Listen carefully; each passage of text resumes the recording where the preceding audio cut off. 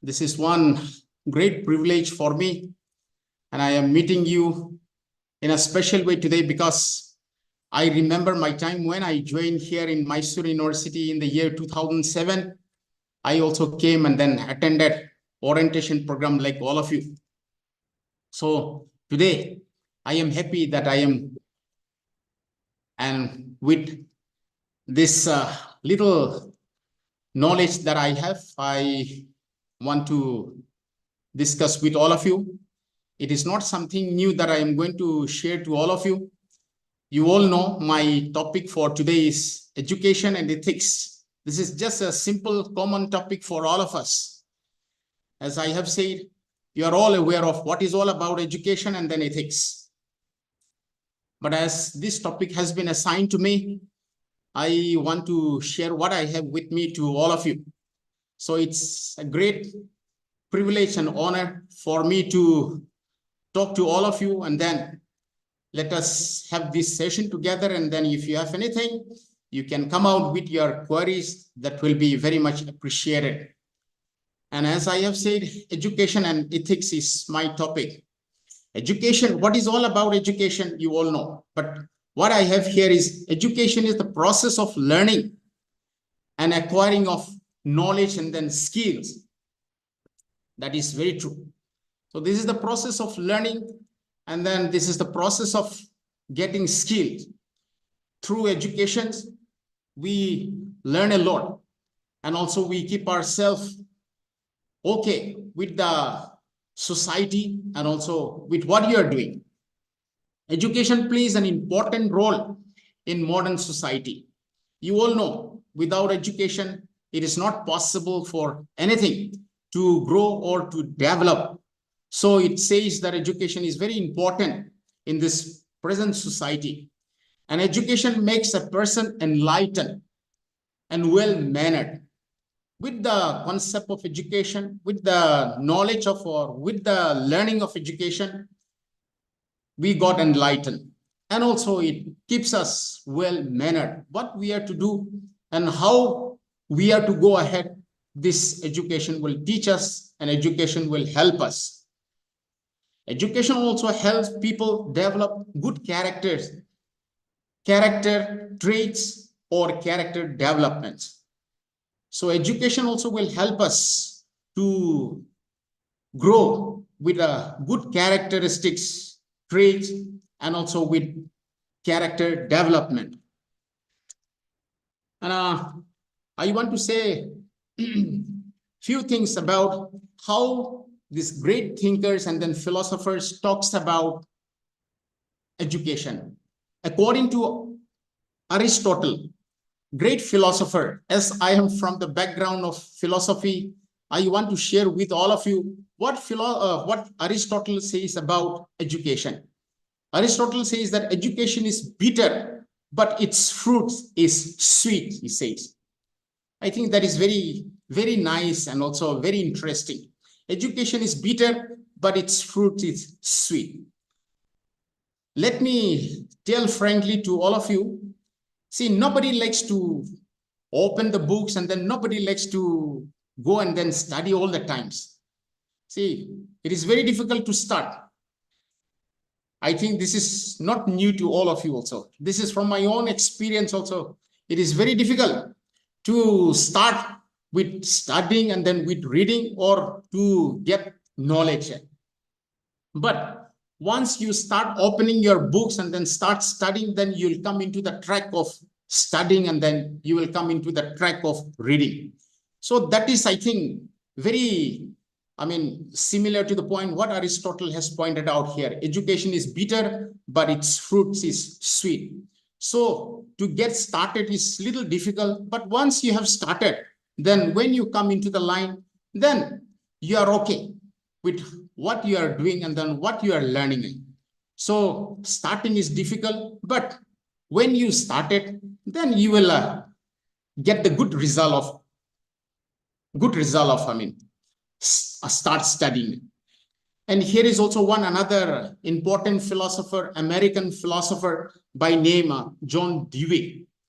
What John Dewey says about education is a lifelong learning process. He says that there is no end in this education.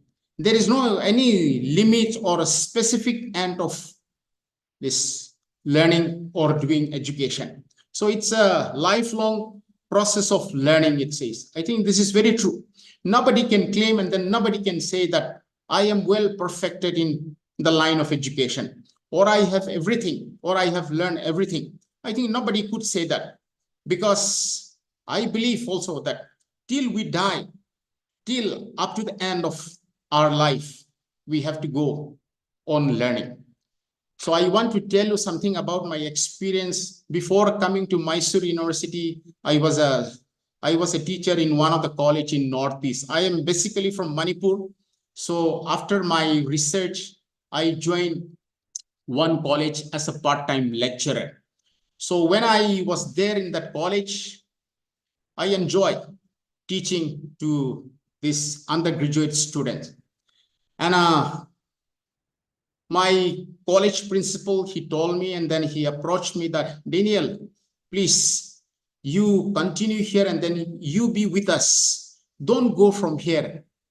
And then I told him, sir, that is very nice of you. And then thank you very much. Yes, sir.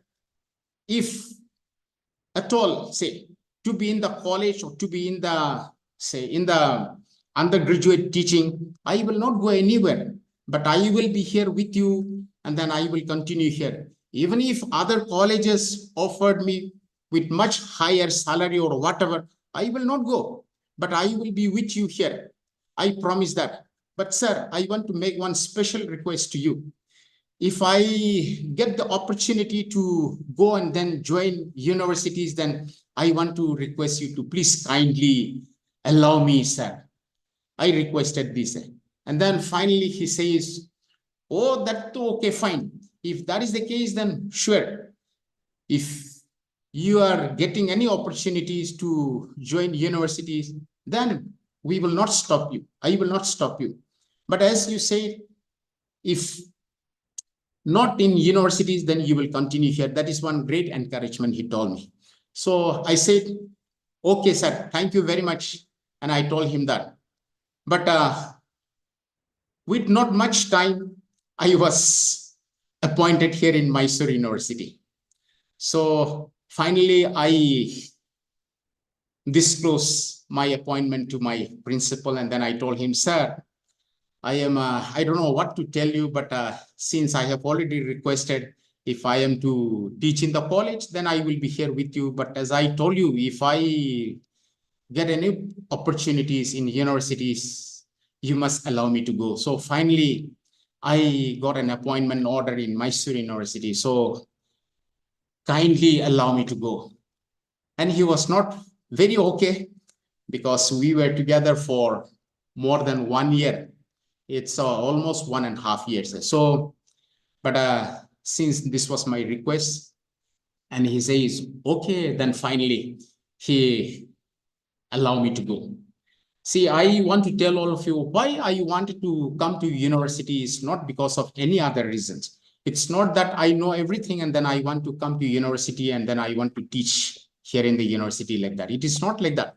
But my purpose of trying to come to university is, when I come to university, I will be updating my knowledge every day for taking the classes. But if I am to be in the college, then I am not saying that I can, I can make up everything without any preparation like that. It's not like that. But I just have in my mind that if I am in the college, then I think after 2-3 years, I will be well versed about this, this undergraduate courses. So I just took it in that way. But if I join universities, then I have to keep myself reading, and then I have to prepare myself, and then I have to come for the classes. That is what I have in my mind. And also, I like to be like that. I want to update myself every day or every week or every month like that with the new kinds of, knowledge or ideas that is, coming up, so that I can keep myself aware of what is happening around in the side of education. And then I can enjoy with my students. That is the only feeling I was having in my mind during that time. So now also, yes, after joining this university, whenever I come for the classes, I used to tell my students, I asked them also, and I used to challenge them, how many hours do you study in a day? And then quite many of them could not answer me because I know what is in their mind. But I told them, see, every day I used to read more than 3 hours for your classes. Don't just think that I simply come to your class and then talk blah, blah, and then go like that. But I prepare myself for your class. So I used to read every day more than 3 hours. I think I am reading more than you. That is what I used to challenge my students.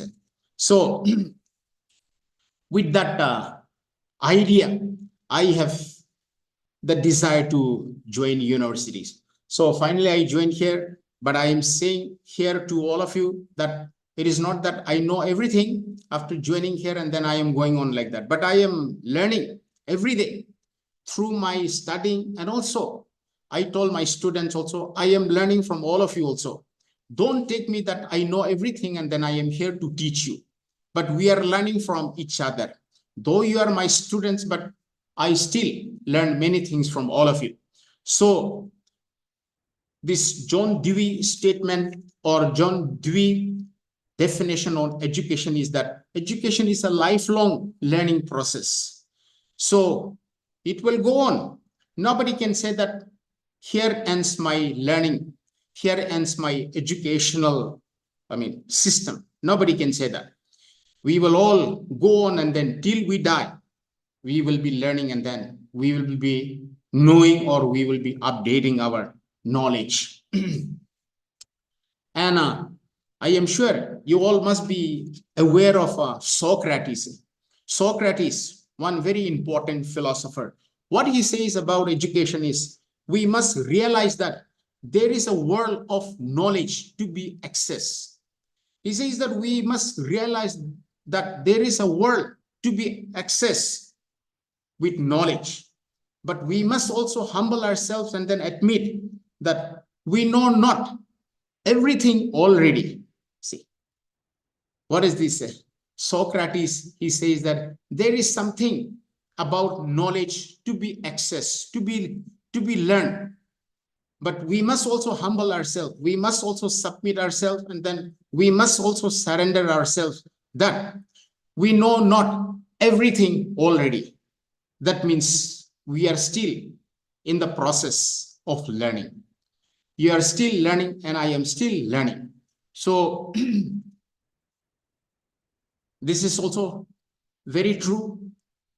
And these are all connected because we are in the world of knowledge to access. I learn from you, you learn from me, and no one is perfect in this world. So this is the meaning of what Aristotle is all about.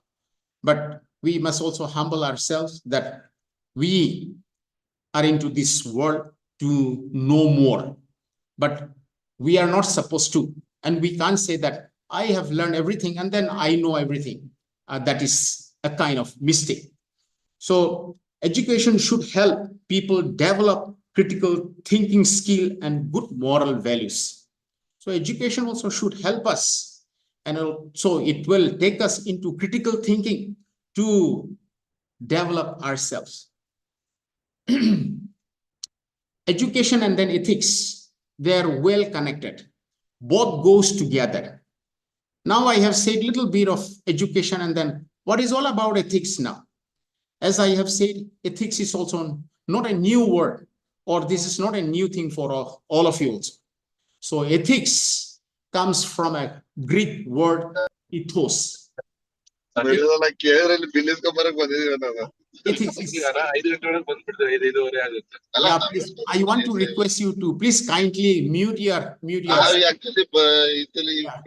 Dr. Abhay, will you please kindly mute your say your speaker. So ethics is the word derived from the Greek word ethos, which means character or customs or habits. So ethics is very important for everyone not only in the line of education, but also every part of our life or everywhere ethics is important. So ethics means, in a simple way, I must say that ethics means what is good and then what is bad. We need to identify what is right and then what is wrong. That is all about ethics. Ethics also can be called as moral philosophy or rational philosophy. Now, we are all rational being. Rational being, what is rational being? Rational being also means being who can identify what is right and then wrong. So human being has the only power to know what is right and then wrong. No any other beings can know what is right and then what is wrong. So we are privileged, and then we are lucky people that we can identify what is right and then wrong. Now I will tell you one example here. Just take a peek, Handi. Take a peek, and then you just give this pig a wonderful bath. Snanamadi. This, take a pig and then you give him bath and then you wash it and then you clean it nicely with beautiful soap, shampoo or whatever. And then take a beautiful cloth or beautiful towel. You rub the pig after giving a wonderful bath. You rub it nicely and then you apply the best oil or perfume, deodorant or whatever. You apply to this pig. And then when the pig is in your custody, when it is in your hand, and when you're holding, pig will just remain cool and then calm and then enjoying in your custody, in your arm. Now, the moment you release this pig from your hand, where the pig will go? The pig will not look for a beautiful place to stay or where it is clean and where it will be nice for him to keep himself clean. Pig will not know that. Then where it will go? It will go directly into the gutter, into the nala. That is the nature of pigs. See, how much care you have given and how much care you have taken in keeping this pig clean, he will not understand, because he is not an ethical being. He doesn't know what is right and then what is wrong. So the moment you release this pig from your hand, it will go straight into the nala, into the gutter. But for you and then for me, can we do like that? It is not possible. For us, it is not possible like that. After having bath, we keep ourselves clean and then we go to the place where it is clean and then where we will be comfortable and then we keep ourselves clean. We can't be like pig. See, if we do that, then we can't be considered as ethical being or rational being, because we human being are special being who knows what is right and then what is wrong. So that is one very good example which I want to tell all of you about ethics. See, now I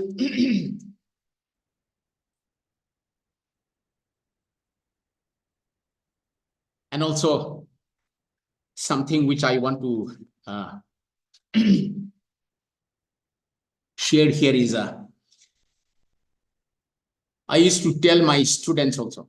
See, I used to tell my students, when we are together in the department, when we are together in the class, I used to tell them also, you must have proper learning. You must have proper education.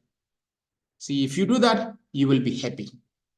And I say is, if you play with education, then education also will play with you one day. See, you are a ethical being, you are a moral being, you know what is right and then what is wrong. So you have come to my department to take this MA course in philosophy.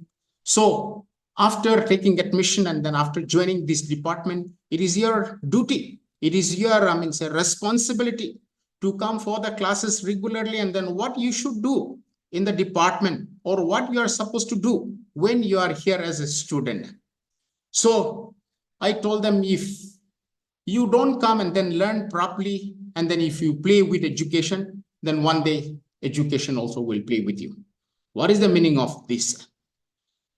I have been into few kinds of, say selection board. So I told my student, here in the department, I will be liberal. I will be good to all of you. If you ask me, sir, out of 15, please give us 15. You take it, I will give it. See, and then, sir, my attendance is short. Compulsory attendance is 75%. But, sir, my attendance is short. Please help me. I will help you to go and then write for the final examinations. But in the interview, sorry, what is the, oh,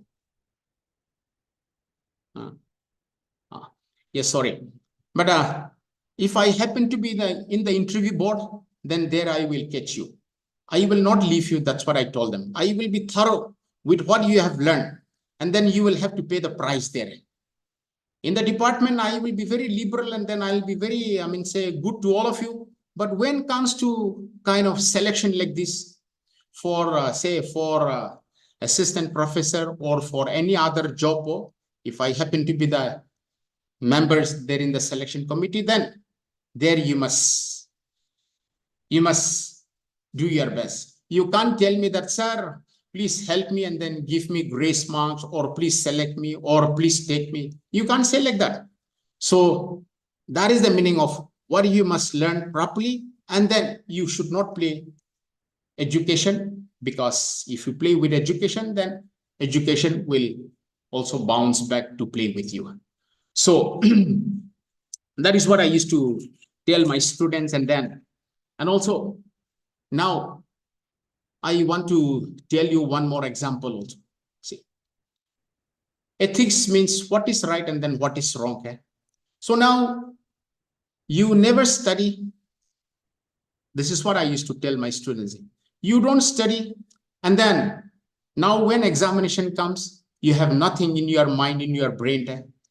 After seeing your question papers, you become nervous what to do. And then now see, the only thing in your mind is, oh, I must copy. I will copy here in the examination hall, and then I will give my best. Fine. Now you could copy nicely in the examination hall, and then later on, when the result comes out, you become the topper in the class. You become the gold medalist. First class, first. So now, what will be your mind here? What will be your feeling here? Because you know what you did, and you didn't study at all. And then in the examination, you have copied, and then you become the topper. Will you be happy to 100% here? I don't think, because you know what you did. So friends will come and then congratulate you, and then, oh, congratulations, and then very happy that you become the topper in the class. You become the medalist. Philosophy department Mysore University. Yes. Mysore. Yes. Philosophy department. Yes, sir. Please, you meet your speaker, sir. So you become the topper in the class. And then now when people come and then congratulate you, and then when people come and then wish you, you know, you can't be happy. See, that is what you need to realize. People may come and then say all things, and then outwardly you show your smiling face, and then you are happy, but inwardly you are not happy. Something is pricking. And you can say that, oh, I become the topper with copying. So it is very difficult for you to be happy. So what I used to tell my students is, you give your best, and then you must do your best. And with your hard work, if you become the topper, and then if you become the gold medalist, then you'll be happy with your full heart, and then with your full soul. When people wish you, and then when people congratulate you, you have no hesitation to respond them, to reply them. But if you have done something wrong, then you can't be happy. Here comes the point, ethics. So ethics says that you need to identify, and then you need to make out, and then you need to know what is right and then what is wrong. So as a rational being who can identify what is right and then what is wrong, it is our duty also to keep ourselves with the things which is correct and which is good, which is positive. Because if we divert ourselves from this conception, from this idea, then it goes to the opposite direction, which is wrong and then which is negative, which will be harmful for all of us, and also which will not be good for all of us. So ethics and then knowledge, these are equally important. That's why today this topic has been assigned to me, and then as I have explained and as I have shared some of my views to all of you, I want to also share about how I have been brought up. How I have been brought up, as I told you, I am from the northeastern part of India, and I belong to one major tribe from Manipur. I'm basically from Manipur. So in education, we have a formal education and then informal education. So what is the difference between formal and then informal? Formal means which is systematic and then which is correct way of learning, correct way of doing education. But when it comes to non-formal or informal, then it cannot be in line with formal education. Formal education, that means we have proper infrastructure, and then it is well organized, and everything is systematic here in this formal education.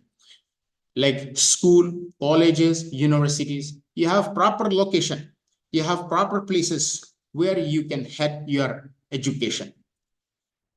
Say, for example, now in this present situation, if we look into this modern system, modern style of learning, and then modern style of doing education, everything is systematic, everything is proper, there is nothing lacking here.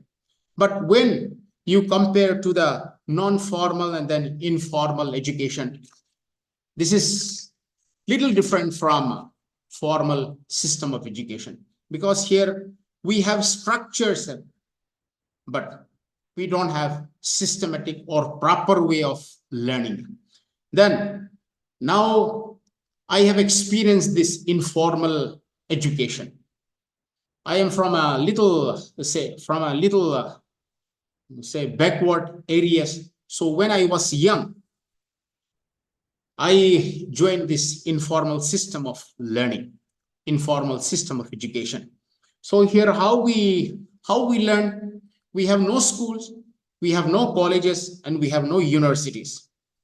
Then how we learn, we have a kind of, say platform in the village where we could come, and then some elderly persons from the community will come, and then they will talk to us, they will tell us what is all about life, and then how one has to go on in the society, in the community, and then how one has to keep himself or herself aware with all kinds of, say ideas and then points.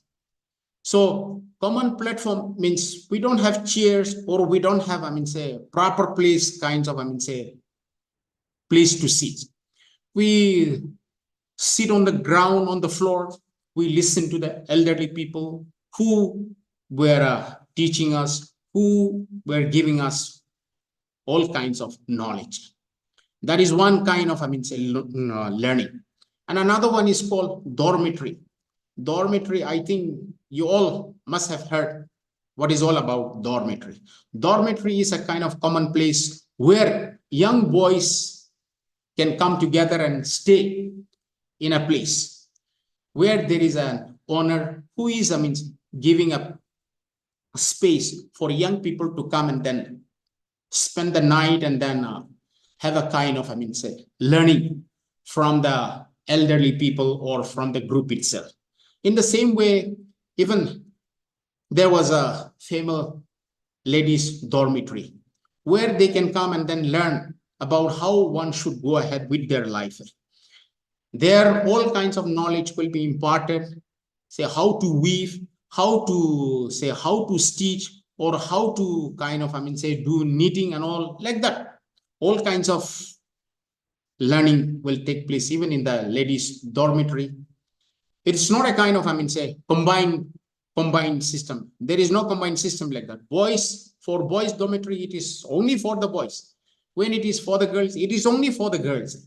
So like that kind of, say system, we had that is, I can say, as informal education. And also, other than this, when we go to work, we follow elderly people, and then they will tell us what is all about life while going to the field, while going to the forest, while going to the farm. They will teach us, and then we learn from them. That is the root or refined, unrefined system of education in the remote places. But as I have said, when compared to this formal system of education, we have everything. And just see today also, we are far away from one another, but we could come together through this online program where we can interact and then where we can learn together. This is also one kind of wonderful system of learning. Had it been like this, then yeah, it should have been a well kind of, say, education right from the past, but it wasn't like that. So this is the difference between this formal education and then non-informal education. So, but even if we, say, we attended or we joined informal system of education, we lack not many, because we were told all kinds of, say, knowledge, or which will be proper for everyone, say, to live well in the society. So education and then ethics, these are always going in hand or side by side.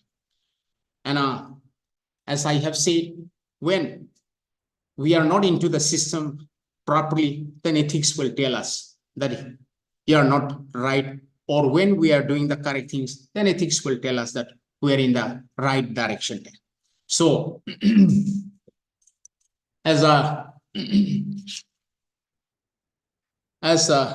John Dewey, he says that learn by doing. John Dewey not only that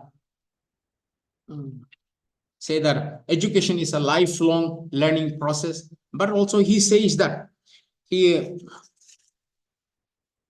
John Dewey, he says that the primary concept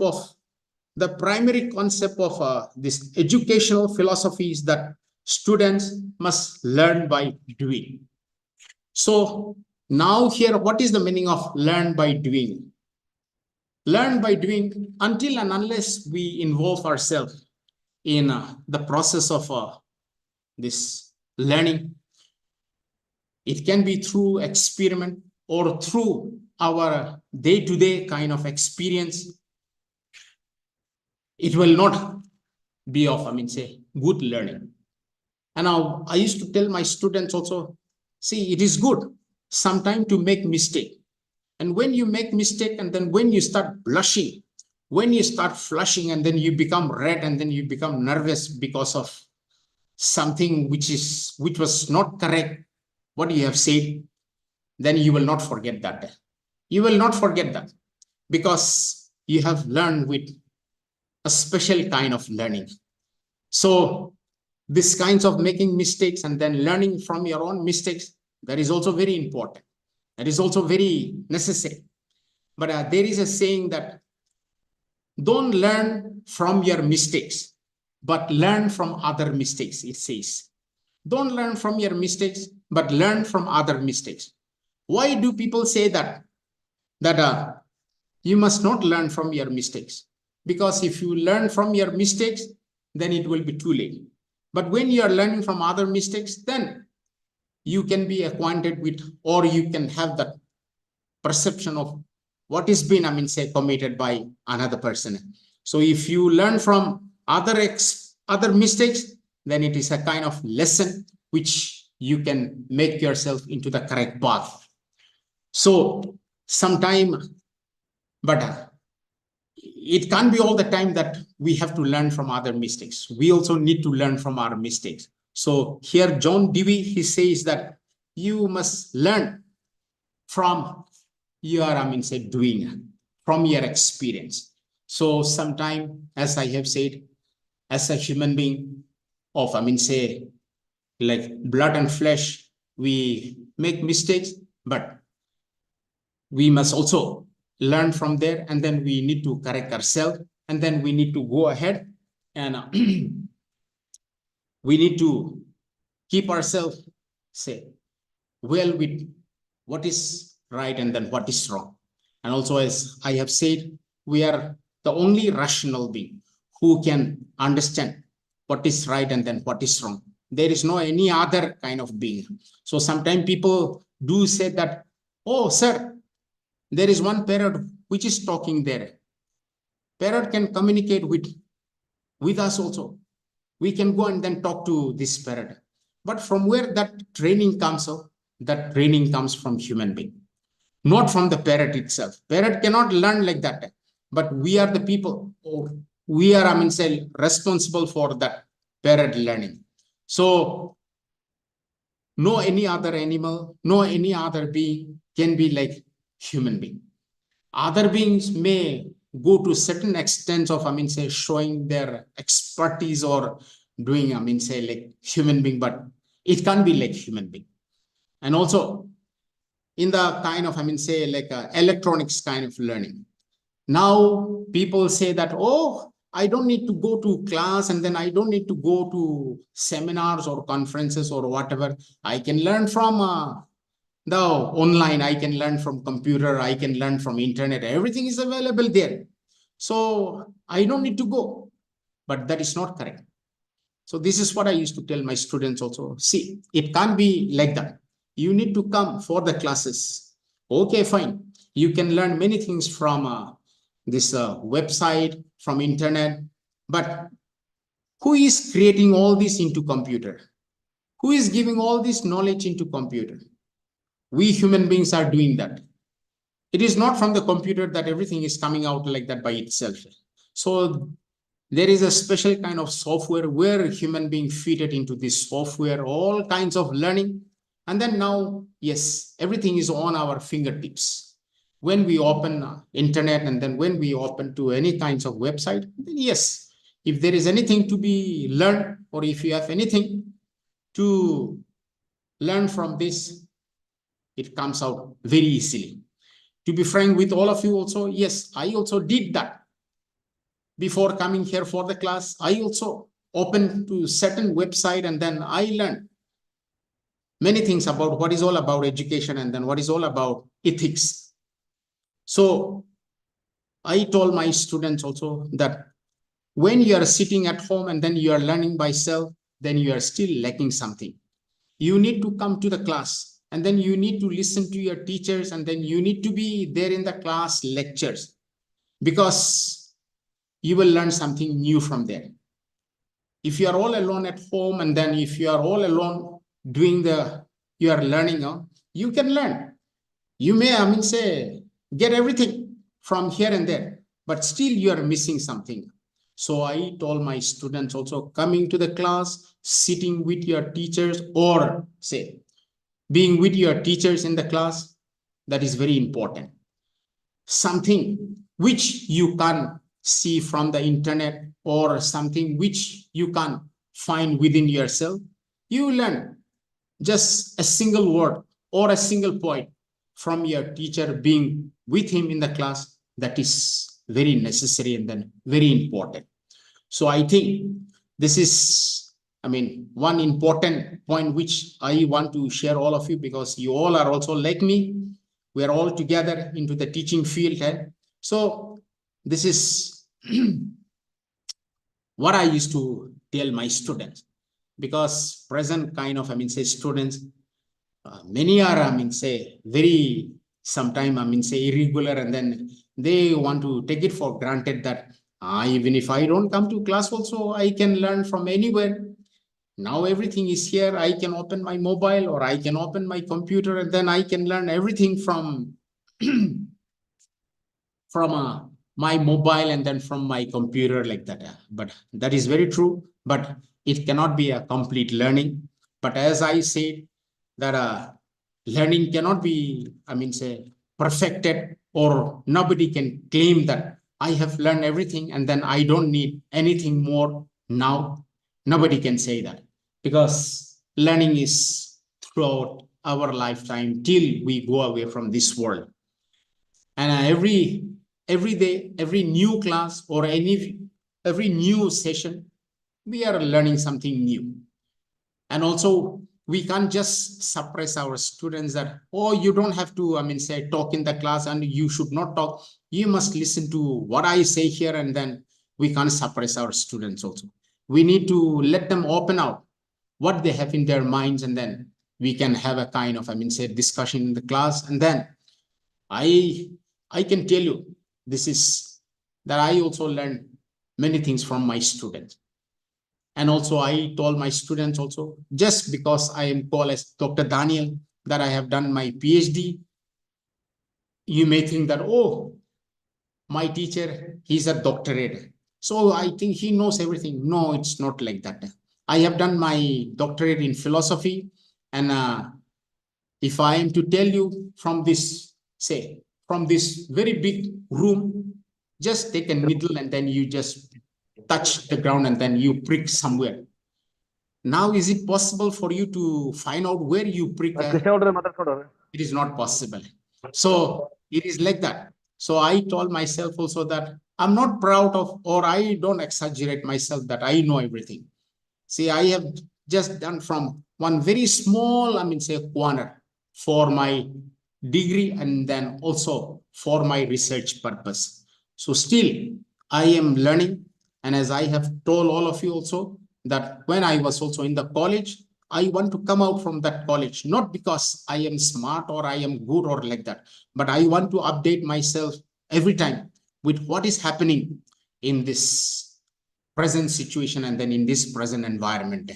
So not that I am acting smart and then I am not fit to teach undergraduate or whatever like that. It is not like that. But when I come to the MA level, I thought that I will, say, like, I will have to read more, and then I will have to come for the classes, because one of my teacher, he is now in Shimoga. He is actually from Goa. He taught me when I was doing my MA philosophy in Northeastern Hill University, Shillong. He was not my PhD guide, but he taught me when I was in MA. So he did his studies from Harvard University. And then he came and then he joined Northeastern Hill University in Meghalaya, Shillong. And then after his retirement, now he settled in Shimoga because his son settled here in Shimoga. So what he told me was, Mr. Daniel, when I was a student, after you finish your PhD and then if you join anywhere, you become a teacher, please remember this. Don't go to the class. Don't go for the classes without proper preparation. See, don't just act smart and then go into the class. If you're not prepared, you must humble yourself and then tell your students that today I will give you this class work. You do this, or today you can go and then read something in the library. You must tell them to do things correctly. Don't just go and then talk blah, blah, which is of no use or which will be confusing to the students. So he told me like that, and then I still remember, because I also learned this from him, and that is very true. I want to tell all of you also. I think that is very important and also very true. You might have experience also, and you may agree with me. I think this is so. It is our duty, and it is very important and then necessary that we update ourselves, and also we prepare ourselves for the class lectures and then go into the class and then take the class. Otherwise, if you simply go and then if you act smart, then I think you are committing a fallacy here. So you are ethically not in the right line, because it is your also responsibility and it is your part. It can't be that you are a teacher now and then who will touch me and then who will tell me. It is my free will. It is my doing. Whether I prepare or not, I can go and then I can do anything in the class. They are my students. No, it is not like that. So we need to have these responsibilities, and we need to keep this, in proper, that what we are doing, we have to do it things correctly. That is called ethical being. But if we are not doing that, we are on the wrong side of being an ethical being.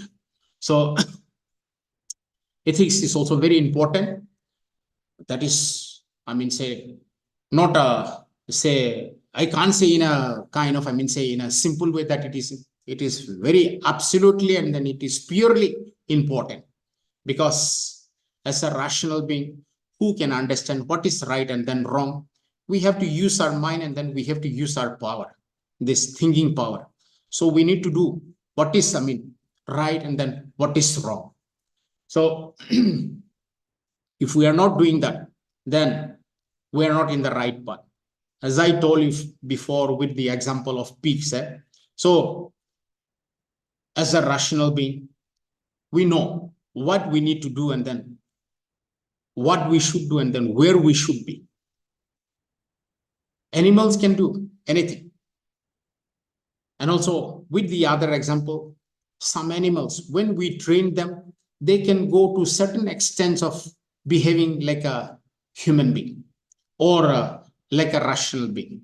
But there is a kind of limit for all this. But we have, I mean, say, we have in ourselves, we have within ourselves what we need to know and then how we should go ahead. That is, I mean, say, that is the privilege of a rational being. So sometimes we go astray and then we take it for granted that, this is, I mean, say, like, it's okay. But when we could come to our sense and then we could come to know that this is not okay, then we need to come back and then we need to we need to know. And then I want to tell one important thing. This is from my own understanding. This is from my own kind of, I mean, say, research, that half educated people are dangerous in the society. I don't know whether you will agree with me or not. This is what I find. Half educated people are dangerous in the society. Highly qualified people, they will not tend to do something which is not correct. See, highly qualified people, highly educated people, they will not do something which is not correct because their education level has been growing up. So they know what is, I mean, say, what is right and then what is wrong. So these people committing wrong will be, I mean, say, like very less. And also people who are not educated, who are totally not educated, they are purely illiterate. These people also will not make any mistakes. They will not do something which is wrong. See, they are not educated. But now see, for these totally illiterate people, when say educated people call them, hey, come, you do this, or you, I mean, say, help me this, or you assign them anything, they will come, they will listen and then they will follow.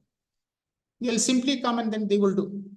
They will not know what is right and then wrong, but you are guiding them, you are asking them, you are requesting them to help you, so they will come. Then if you tell them that, okay, you come and then do this work for me and then I will pay you this much, they'll be happy like that. And now for highly educated people, see, if we ask them or if we requested them, see, they will know what is good and then what is better. For them also, they have a kind of, I mean, say, thinking power. So for them, making mistakes is also, again, very less. But half educated people, see, half educated people, dropout people, they will spoil and then they will break down everything, all the system here.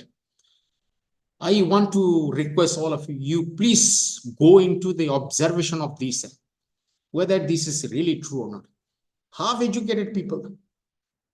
Once I went to my place there and then somebody told me that, this fellow, he has taken all the money of the senior citizen people that is been given by the government of Manipur.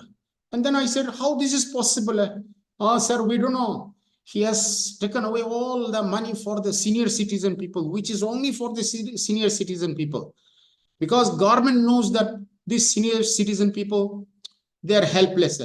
So just to help them something, they are giving a little meagre amount. I don't know, it could be 500 rupees or it could be 1,000. I don't know. But like that little amount is been given to senior citizen people. But these half-educated people, this these are what is this? Something is coming to our so this, I mean, people who just come up to class 11, 12 and then could not go beyond, or passing class 11, 12 and then trying to do graduation and then could not complete it. Right? So this group of people, they're also, I mean, say very bold. Okay, everything is in our hand. We can do it. Like that, they are very bold also in the wrong side. Actually, what they are doing is not correct. But they just be happy with themselves, with what they are doing. So, as I have said, when I went and then some people came and then told me like this, and this 2-3 people, they grouped together and then they have taken away all the senior citizens kinds of money given by the government. Later on, when I come to look at them all, they are all half-educated people.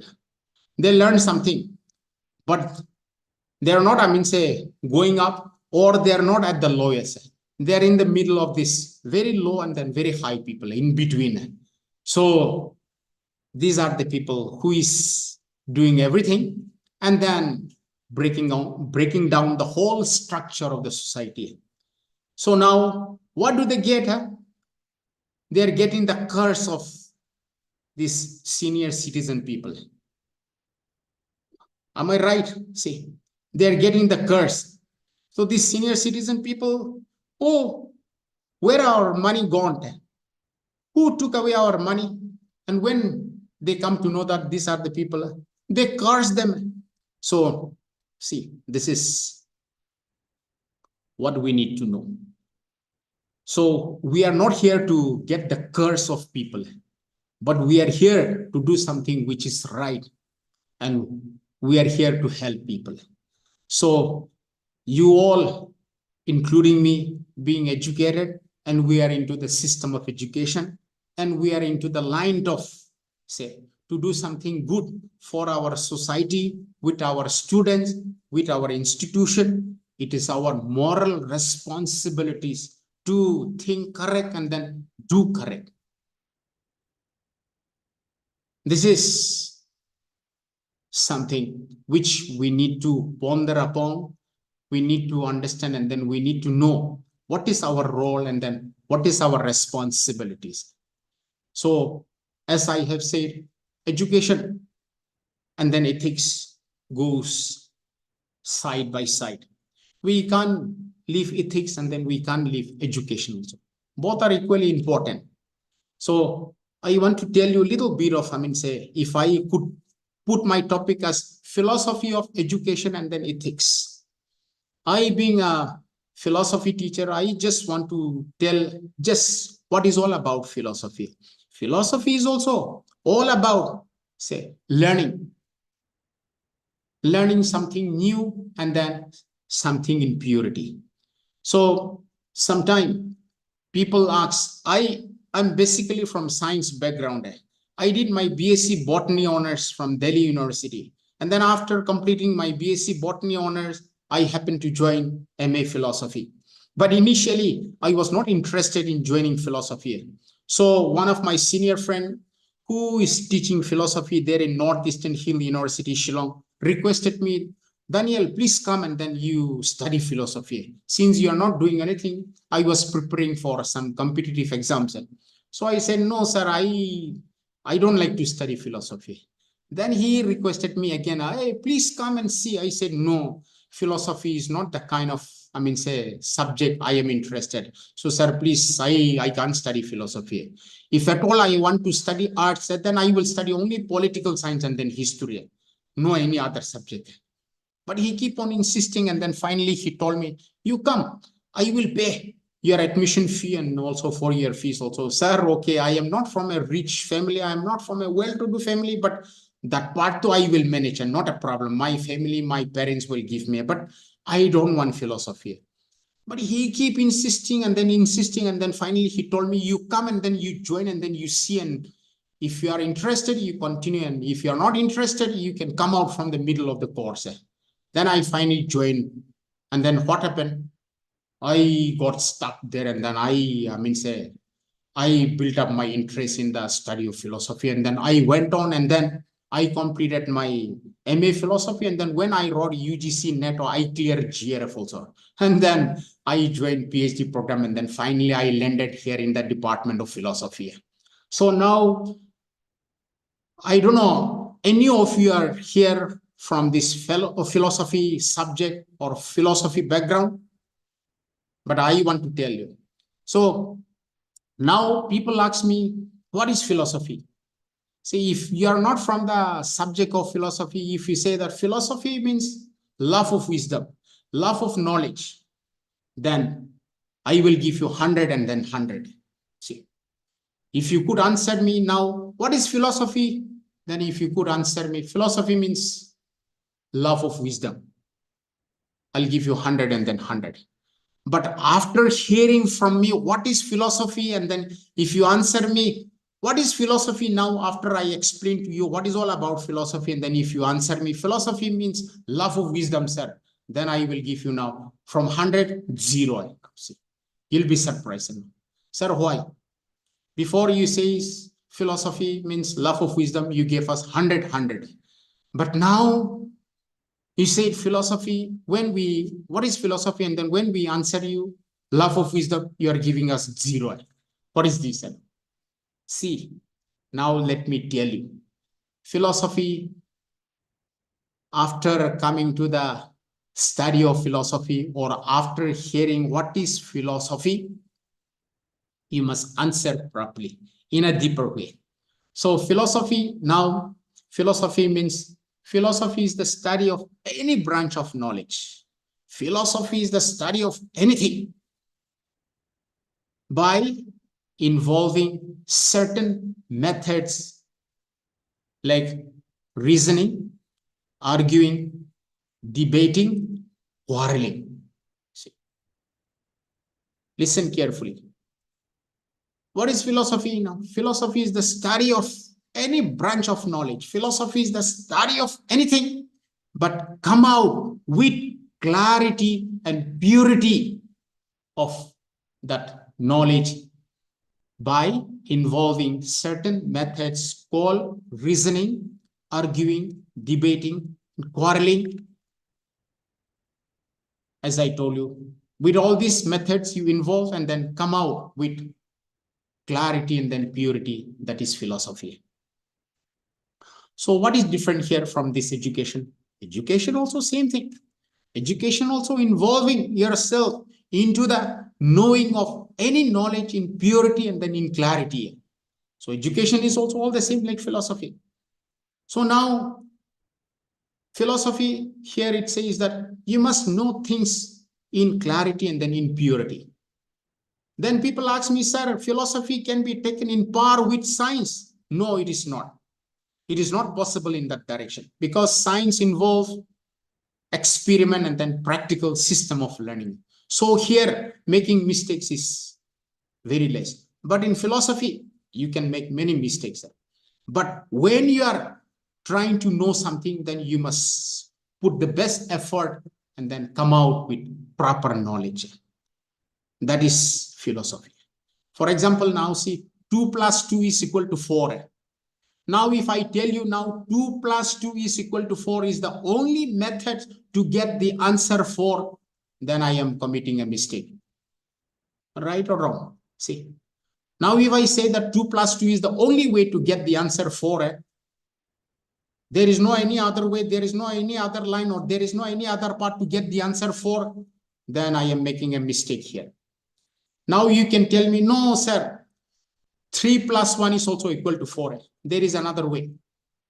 Or 3 plus half is also 4. 2 plus 1 also 4. Or 2 plus half, 4 is. Sir, half plus half plus half plus half, like that also to 4. So there are many ways to get the answer 4. In the same way, when you are trying to know something in purity and then clarity, you need to involve yourself with all these kinds of methods, reasoning, arguing, quarreling, and then debating, and then you come out. So now, when I say that 2 plus 2 is equal to 4 is the only way to get the answer 4, then you should, you should argue with me. No, 3 plus 1 is also 4. See, like this. So people say that philosophy is the mother of all sciences. Philosophy is the mother of all kinds of knowledge. People say like that. But in certain way, that also can be, accepted. But philosophy alone is not that. But also, yes, now as we study, as we talk about education, so education is also, you are not learning something which is impure, which is not correct knowledge. You are after correct knowledge. So education also says that it is the process of learning. It is the methods of learning something new about knowledge. See. So education is the process of, learning. Philosophy also is the process of learning. But what we need to know, what we need to understand here is, you need to learn in clarity and then in purity. In this line of education. So, as I have said, it is our duty to keep ourselves aware of what is happening around us, and also what you are to impart to your student, you all being a teacher. And also I have shared my experience also when I was appointed in 2007. I've been appointed in 2007 as an assistant professor here in Mysore University. Then after I joined here, I was also forced to attend this orientation program because it is a mandatory program. It is a compulsory program. I also need to come and then attend, and then I also need to join like all of you. So when I came and then I attended this program, I was also thought about many things in this program. So today I am sharing with all of you about this. But I humble myself in front of all of you that I am not claiming myself, or I am not showing myself that I know everything and then I am taking the class for all of you. But whatever I have, small things with me, or whatever I have, since we are into the same boat, we are all into the line of teaching. So I am just sharing with all of you what I have. So the final point which I want to tell you here is, and after that we can go for kind of, interaction. So it is our duty that we need to have a proper knowledge, and then we also need to have a proper learning. It is not only the students that you learn and then I am teaching you and then your learn, it is your duty. And then for me, I am a teacher, I don't have to learn. We can't say like that. We also see, as John Dewey said, that up to our death, we will be learning. So we have to learn with our students, but also we can't take it for granted that our student does not know anything. So we are the boss, and then we are the teachers, and then we can tell them anything, and then they must listen, and then they must obey. We can't go up to that line. It is our duty to keep ourselves aware, and then we also need to learn, and then go to the class, and then if there is anything to be learned from the student, we must accept it. Don't pretend, and then don't, show that, even if you don't know also, you know it. So it is also sometimes good to learn through, our mistakes, and then blushing, and then with red, and then sometimes we sweat because of making mistake. But that is very nice. We need to experience that also. So I think with this few points, I must wind up here because our coordinator is giving me the signal. But I will wind up here, and then if you have anything, then you are most welcome. If you want to do any kinds of interaction, or if you have anything to, to be discussed here together.